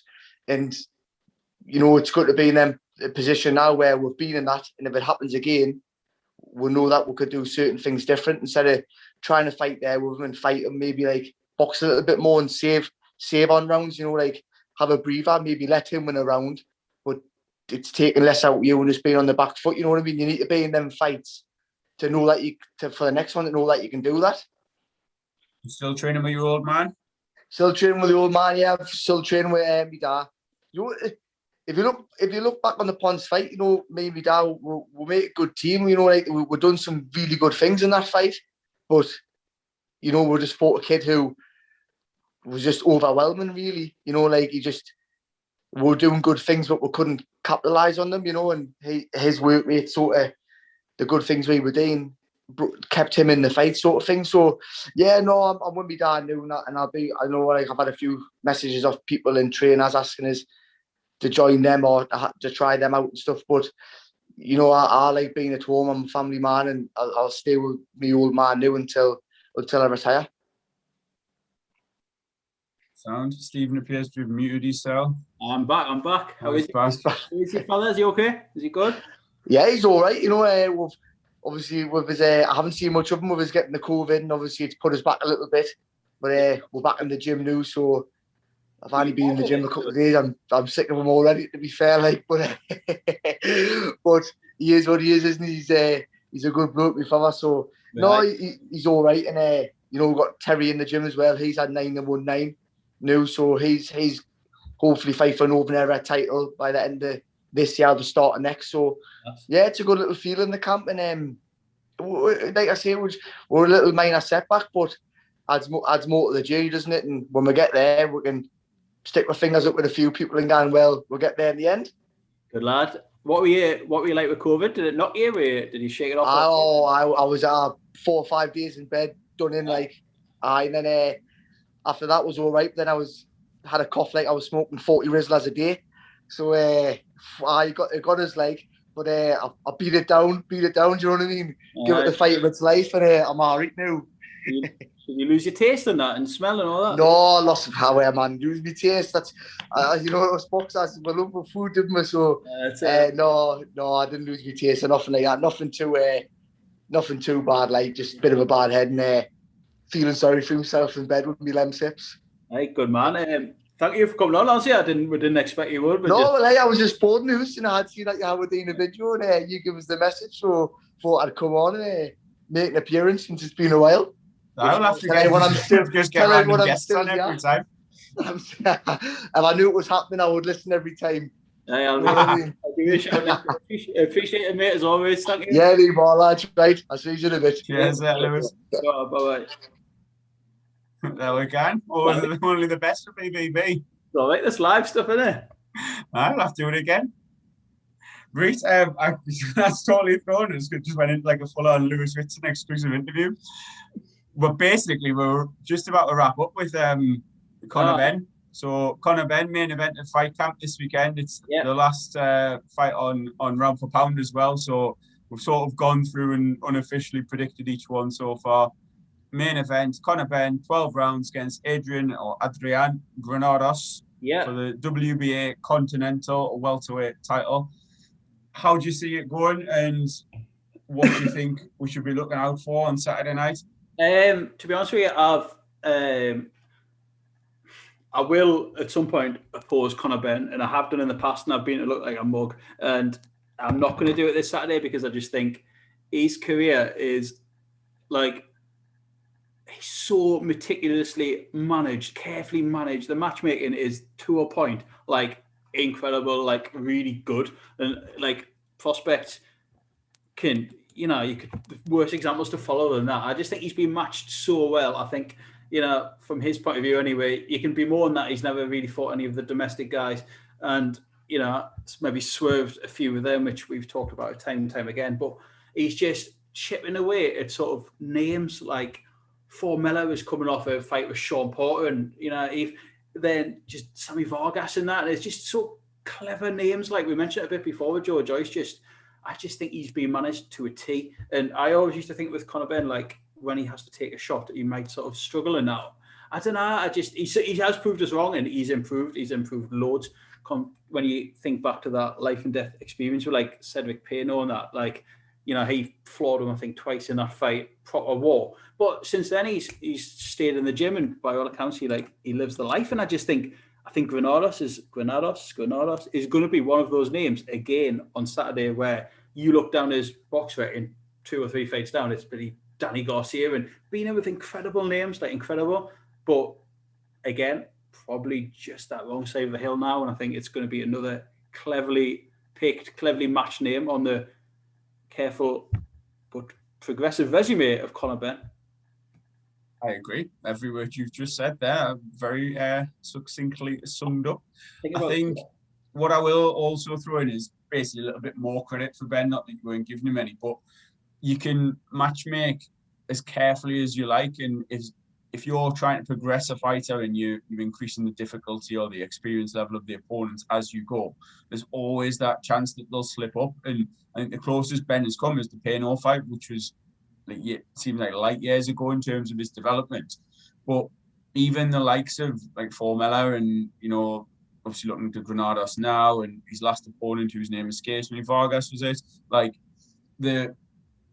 those sorts of opponents, if you're not as good as your promoter wants you to be, they're the ones that make you look a mug. Like, they could upset you. They could be the ones where you're like, oh, well, I was expecting to win that, and then suddenly there has to be a rematch, or like either an immediate rematch, or there has to be something put in. Like, if you look at Dillian White, for example, the first Povetkin fight was generally seen as like White was the favourite going in. It was a tough fight. He's a good name, Povetkin, but I dare say most people were expecting White to do the business, and he looked well on his way to doing that. One beautiful punch later, and he's having to do a rematch. He's having to delay his progress and his development and his push for a world title a little bit longer. So, like, Conor Benn has to have been getting better and better. He has to have made improvements, and he has to have learned things and developed in the gym to then go and put that into practice and look as devastating, to be honest, as he's done in his last few fights. I know the Formella one went the distance, but that one was arguably the one that impressed me the most, because it showed a different side to him, that he can box, he can be patient. He's not just this aggressive fighter who's looking to get into a tear-up and getting the better of these older men because he's, like, essentially what he did to Vargas, because he's fresher, because he's hitting harder. He showed a different side against Formella, which made me sort of sit up and think, actually, maybe not the most entertaining fight he's ever been in, but he's got a bit about him. He's got a boxing brain. There's a bit of intellect there. He's again learning these lessons. He's maybe listening to what's going on in the gym in between rounds. And yeah, I agree. I think the Granados one, I think, could potentially go late on. Another one could go the distance. Depends what he's got left. If he's shot to bits, then Benn disposes of him very easily and looks sensational. And we talked about looking at records on a surface level. Like, Granados has been in with, you mentioned Garcia, the only one to stop him. I think that was the 7th round from when I looked in this earlier in the week. So, like, if Benn gets him out earlier than that, that's your soundbite. He's done what no one else has done to him. He's dispatched him earlier than anybody else has. Like, Sean Porter's gone the distance with him. Broner's gone the distance with him. Ben stopped him. He's in that league. Call out those names. And then he goes in with somebody else who's, like, on the fringes of it. Like, the Amir Khan fight gets talked up again. Kell Brook potentially gets talked up. There's these big names that are over the hill that look good on his records, and again allow the sort of the Conor Benn journey to continue with him being one of the headline acts of the DAZN UK network in the shows. And I've said this to you before, and the more he's moving away from guys in this country, and the more he's fighting you Formellas, you Granados, you Sammy Vargases, the more that sort of inbuilt, I guess, snobbery of boxing fans can come out and go, if I turn around and says, well, I'd love to see him fight Chris Congo or Lewis Crocker or Esu Man, you know what I mean? It'd be like, yeah, you're joking, man. Conor Benn, he's just been such and such. He's been on DAZN.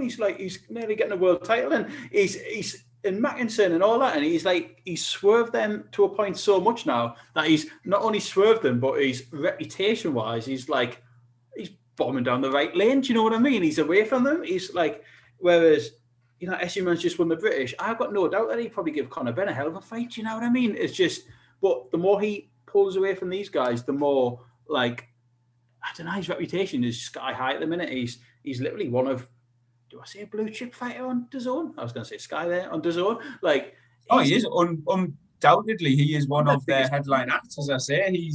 He's one who will feature prominently in the. Oh, absolutely. In everything about it, the new marketing, the new setup, the whole lot. He's only 24. Do you know what I mean? It's like. No, exactly. I think we said this last time. It won't surprise me to see him get towards 30-0 before he's put in with. And he's 18 fights he's had now. So, like, you're talking probably another 10 fights maybe at this sort of level. Again, progressively maybe getting that a little bit more difficult until either a vacant title comes up or something comes up where they think, oh, this is a winnable fight. We'll get home advantage here. And then we've got, like, a world title to bank on and to push and to promote and all the rest of it.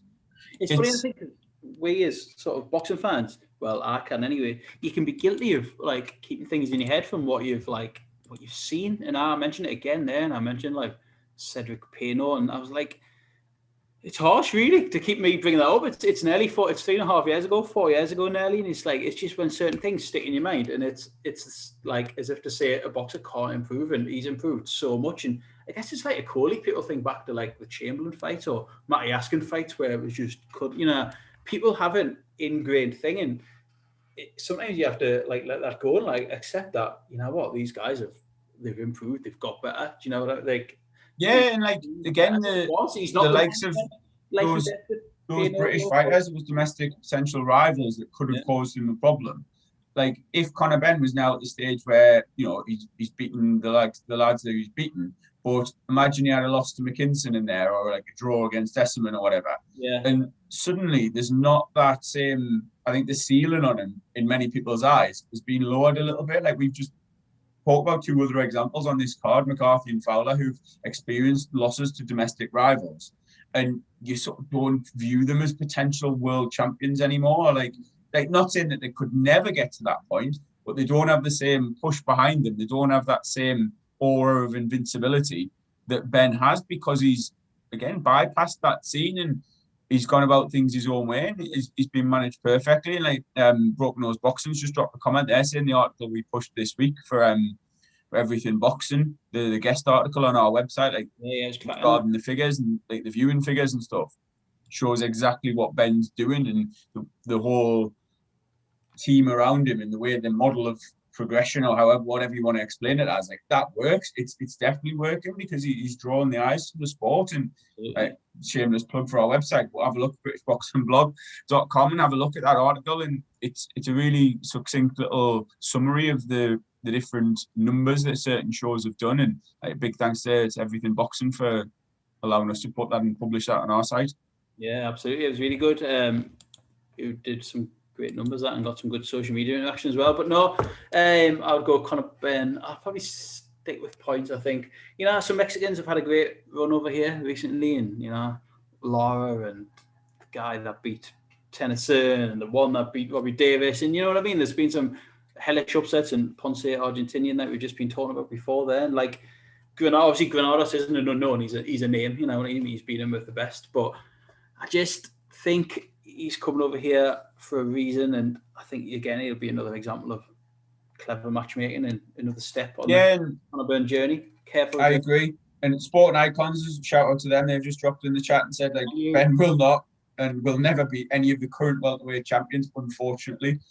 Good fighter though. And again, like, I know we're praising him and bigging him up, but I agree with that. Like he's not in the league of an Errol Spence. Like I've tweeted today that they need to slow down on the Sean Porter call-outs, because these guys are a level above him, which is why I think there's a potential. I'm not saying it'll definitely be this many, but there's a potential another 10 fights or so at this level where they wait for that opportunity. Like if Conor Benn's drawing in the viewers fighting this level of opponent in very winnable matches, then they're not going to be in any rush to let the brakes off and let him like rush into one. You know what I mean? They can say it all they want, but there's no chance that they're chucking him in with a Terence Crawford or they're chucking him in with a Sean Porter.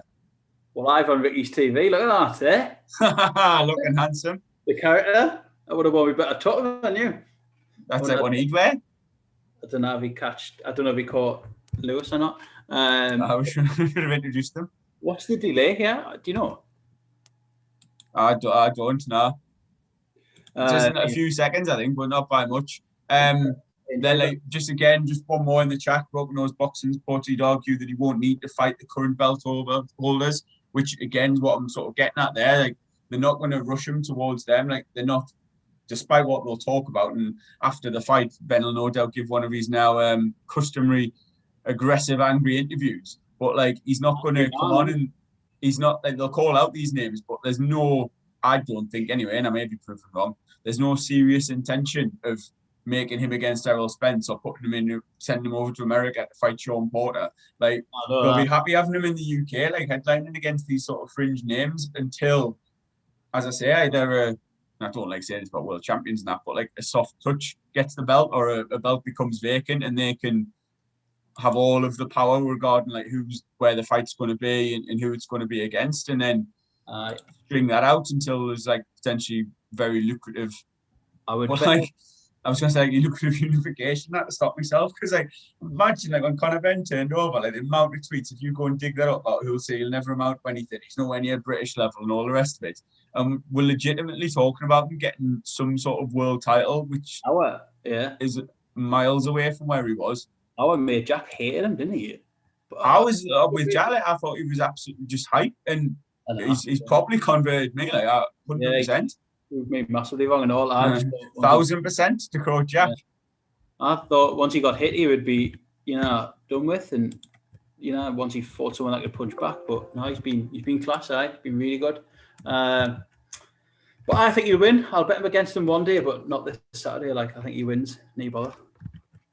Well, I think we'll end it on that note, because we're pushing 2 hours. Hey, lad.